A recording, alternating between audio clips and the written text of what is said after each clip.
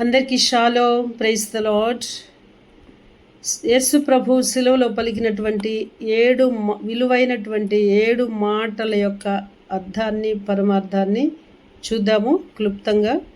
మొదటిది లూకాసు వార్త 23:34. యేసు, తండ్రి వీరేం చేయుచున్నారు, వీరు ఎరుగరు గనుక వీరిని క్షమించమని చెప్పాను. చూడండి, ఇది క్షమించే గుణము యొక్క క్షమా గుణం యొక్క మహిమను మనం ఇక్కడ చూస్తున్నాము. మనము ఇతరులను క్షమిస్తే మనము దేవుని ద్వారా క్షమించబడతాము. రెండవది, దొంగకు దొరికిన దయామయ్యని దయ. ఆ దొంగకు దొరికింది దేవుని యొక్క దయ. లూకాసు వార్త 23:43. అందుకు ఆయన వానితో, నేడు నీవు నాతో కూడా పరదేశంలో ఉందని నిశ్చయముగా నీతో చెప్పుచున్నాను. నేను దొంగ అడిగిన వెంటనే యేసు ప్రభు ఆ దొంగని ప్రేమతో, దయతో వెంటనే క్షమించగలిగారు.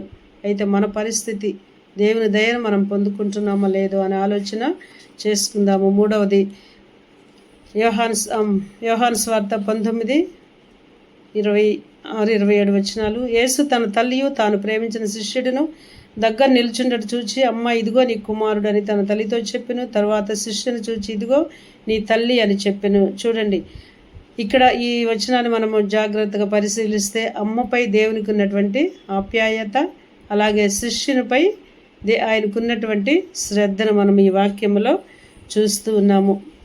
అలాగే తల్లిదండ్రుల్ని గౌరవించాలనే అనేక వచనాలు మనం బైబిల్ గ్రంథంలో కొన్ని చూద్దాం. నిర్గమకాండం 20:12, మార్కు 10:19, సామెతలు 23:25, సామెతలు 30:17, మత్తయి 15:14, మత్తయి 15:4.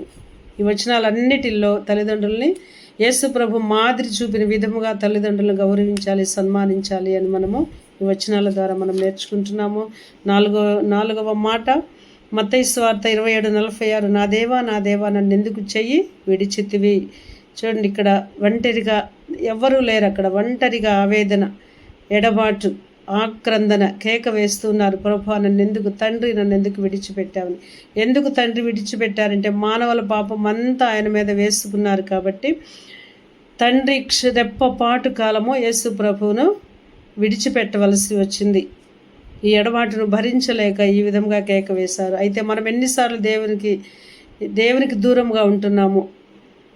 మనల్ని మనం ఆత్మ పరిశీలన చేసుకుని దేవునికి అతి సమీపముగా దగ్గరగా ఉండటానికి మనము ప్రయాసపడాలి. 5వ మాట, శారీరక దప్పికను మించిన ఆత్మీయ దాహాన్ని ఇక్కడ మనం చూస్తున్నాం. 5వ మాటలో యోహాను 19:28, నేను దప్పికొనుచున్నాను. నేను యేసుక్రీస్తు దేహము చూడండి మానవ దైవత్వ లక్షణంలో కలిగినటువంటిది కాబట్టి ఇక్కడ ఆయన దాహము, ఎందుకు దాహం వేస్తుందంటే శారీరక దప్పికను మించినటువంటి ఆత్మ దాహం ఆయనకు ఉన్నది కాబట్టి ఆ ఆత్మ దాహాన్ని మనం గుర్తించి ఆయన ఆత్మ దాహాన్ని తీర్చడానికి మనము శ్రమించాలని ఈ వాక్యం మనకి తెలియజేస్తూ ఉంది. 6వ మాట, దేవుని చిత్తాన్ని సంపూర్ణంగా నెరవేర్చారు.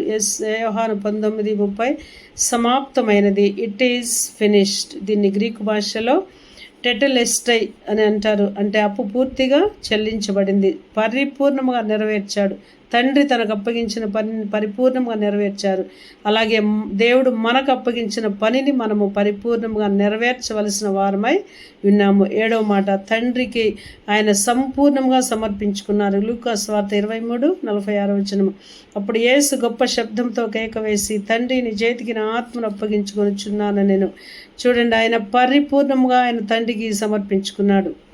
ఆయన మరణించే సమయంలో సంపూర్ణంగా తన తండ్రి హస్తాలకి తనను తాను సమర్పించుకున్న విధముగా మనము కూడా మన జీవితాలను పరిపూర్ణంగా సంపూర్ణంగా దేవునికి అప్పగించుకునే వారముగా మనము ఉండాలి. మన ఇష్టానుసారం కాదు, కానీ మన జీవితాలని దేవుని చేతిలో పెట్టి మన జీవితాల్ని మనము జీవించగలగాలి.